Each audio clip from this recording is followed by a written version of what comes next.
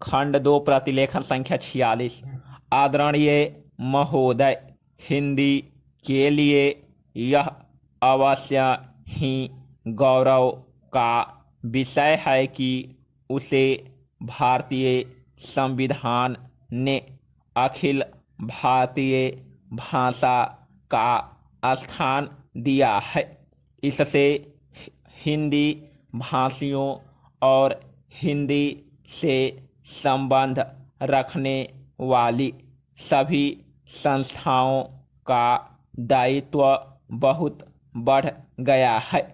संविधान में हिंदी को यह ऊंचा स्थान दिए जाने का विशेष कारण यह था कि इसके जानने और बोलने वालों की संख्या भारत की दूसरी भाषाओं के जानने वालों से कहीं अधिक है।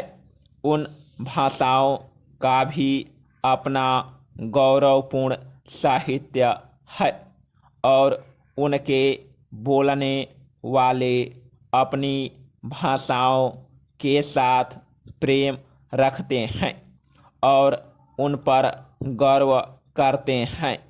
इसलिए सभी ने हिंदी को जब वह स्थान दिया है तो यह समझकर नहीं कि उनकी अपनी भाषा किसी बात में कम है, पर यह समझकर कि राष्ट्रीय काम के लिए हिंदी का ही प्रचार और प्रसार सुगम और सुलभ होगा। हिंदी को अखिल भारतीय कामों के लिए प्रधानता देते हुए प्रादेशिक भाषाओं को यहाँ के कामों के लिए प्रधानता दी गई है।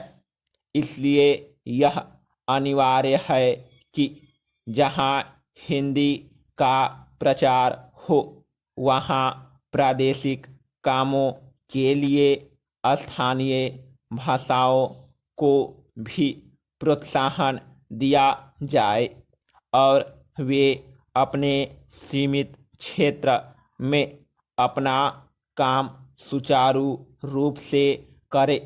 शायद यह कहना भी अनुचित न होगा कि हिंदी भाषी राज्यों में तो हिंदी का वही स्थान होगा जो किसी भी प्रादेशिक भाषा का उसके अपने राज्यों में, पर अन्य भाषा भाषी राज्यों में सीमित काम और अखिल भारतीय क्षेत्र में प्रायः सभी काम हिंदी द्वारा किए जाएंगे। हिंदी भाषियों का प्रयत्न यह होना चाहिए कि अहिंदी भाषियों ने जिस सद्भावना से हिंदी को राष्ट्रीय कामों के लिए स्थान दिया है, उसी सद्भावना के साथ वे हिंदी के प्रचार में तत्पर हों।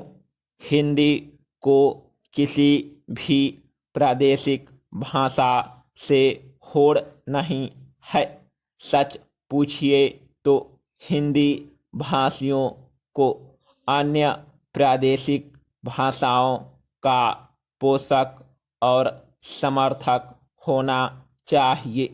जिस प्रकार अहिंदी भाषी हिंदी के पोषक और समर्थक होना चाहते हैं, हिंदी भाषियों के व्यवहार और आचरण से यदि कहीं भूल से भी यह आभासित हुआ कि हिंदी अन्य सभी भाषाओं से अधिक समृद्ध, आर्थिक परिपुष्ट, साहित्य वाली या प्राचीन तथा नवीन विचारों और भावों को व्यक्त करने में अधिक शक्तिशाली भाषा है और इसलिए इसको अधिकार है कि अखिल भारतीय राष्ट्रीय कामों के लिए यह राष्ट्रभाषा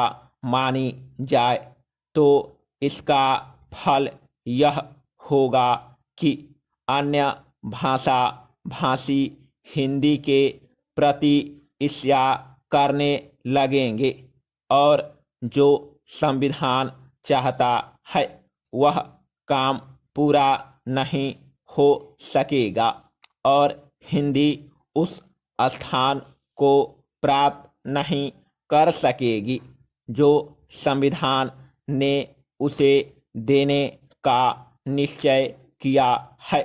दूसरे शब्दों में हमें हिंदी का प्रचार नम्रता पूर्वक करना चाहिए। मुझे यह कहते हुए बड़ा हर्ष होता है कि इस दिशा में नागरी प्रचारणी सभा का दृष्टिकोण सदा से व्यापक और उदार रहा है। सभा के पदाधिकारियों तथा कार्यकर्ताओं ने सदा ही अन्य भारतीय भाषाओं का समुचित आदर किया। यह सभा की परंपराओं के अनुकूल ही है कि हरिक जयंती के उपलक्ष्य में एक प्रकाशन योजना बनाई गई है।